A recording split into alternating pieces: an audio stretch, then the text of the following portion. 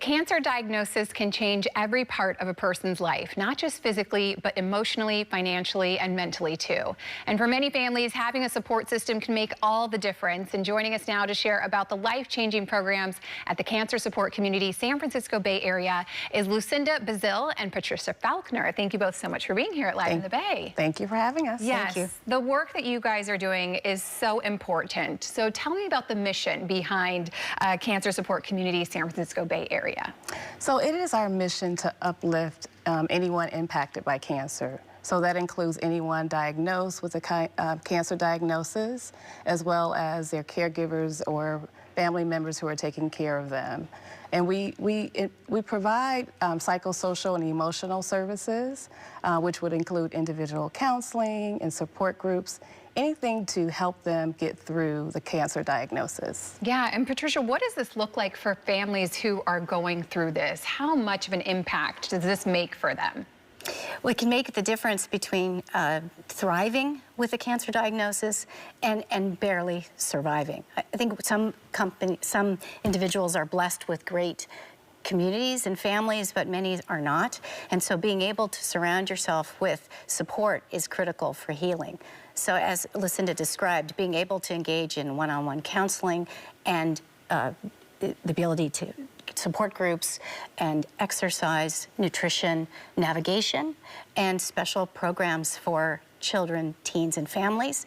A cancer diagnosis affects the whole family. Yes, and so what does this look like? If someone is diagnosed with cancer, how does it work when they come to you, and how are you supporting them that way and with the family as well? Right. So it's really important to understand that in addition to the clinical treatment, which is very important, when you get a cancer diagnosis, mentally, that's a lot to take on. Absolutely. So being able to focus on that, the psychosocial and emotional side of that for the individual and their caregiver, it really increases their quality of life, and it allows them, you know, to be in a community that supports them, because we believe that community is stronger than cancer, and no one should face cancer alone. Yeah. So they get in, they come in, and they get to connect with people who have gone through what they're going through, can give them support, and who are going through the same thing, and so they feel very connected. Yes, that I think is everything, is having that community, because I can imagine when you get this diagnosis,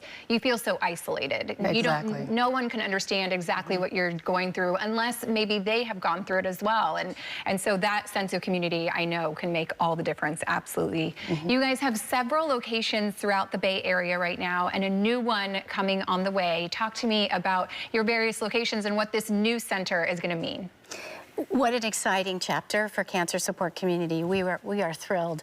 We were gifted a 6-acre parcel adjacent to the Lafayette Reservoir. Wow. A beautiful wooded haven for healing. And we started construction on a new state-of-the-art cancer support center last April, soon to be completed in the latter part of this year.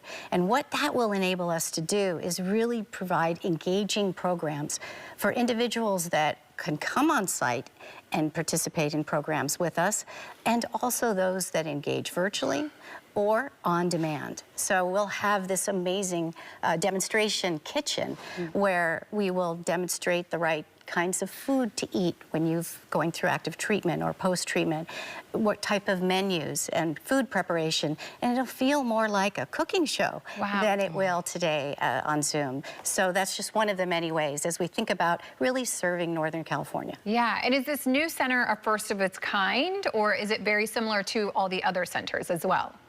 I think given the location where we are, it's one of a kind. Yeah. And we're in the Bay Area, so it's the best.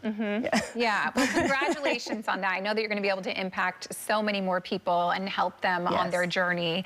You have an important event coming up. It's the Hope Walk Community Fair. Tell me about this event. Yes, so this is our 12th annual walk, and it's the Hope Walk. And again, we mentioned community. It brings the community together to celebrate and to honor those who are impacted by cancer. So it's a great opportunity to come out and connect with community.